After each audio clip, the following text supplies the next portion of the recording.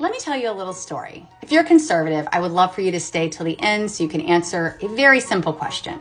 This is a company many may be familiar with called Uihleins. It is basically a packaging organization that obviously is going to profit very well during times like, say, a pandemic. And that was proven back in 2020 during said pandemic when most families were struggling to stay afloat or keep their lights on, keep their kids fed. Uihleins was profiting near $750 million. That means that the couple, Dick and Liz, profited over $700 million in 1 year. 1 year. If you're not familiar with Liz and Dick Uihleins, they are the owners of this Wisconsin company, and they gave millions to the group sponsoring the January 6th March for Trump.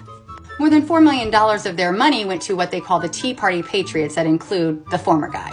Interesting enough, back in 2008 to 2010, this Uihleins company and the Uihleins only contributed about $319,000 to Republican-backed candidates versus the 2021 to 2022 after their record profits where they contributed more than $60 million in a single year, equating to over $120 million to date. Now, the father to Dick Uihleins and the patriarchy of the family is Ed Uihleins, and he had an organization made in his name by Dick called the Ed Uihleins Family Foundation. It is, of course, a Section 501c3 charity, so they don't pay taxes. Edgar here was also a member of the National Finance Committee of the John Birch Society.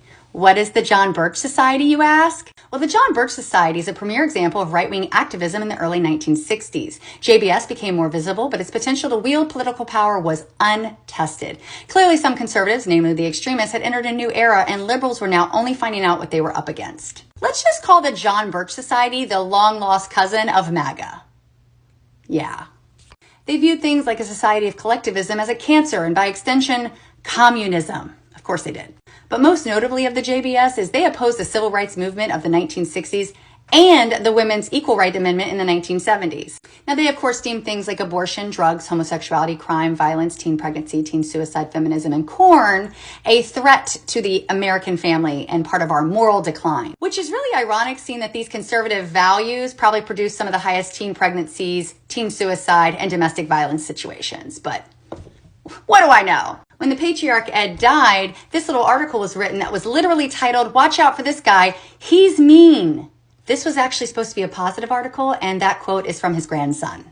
As you can see, he wasn't your regular granddad. He gave zero shits about your sports, and he wanted you to know about business and politics. And now for my question for Republicans. What do you think would incentivize billionaires to donate over hundreds of millions of dollars to right-wing extremist candidates in the upcoming election? Is it to help the American people? Is it to help vets?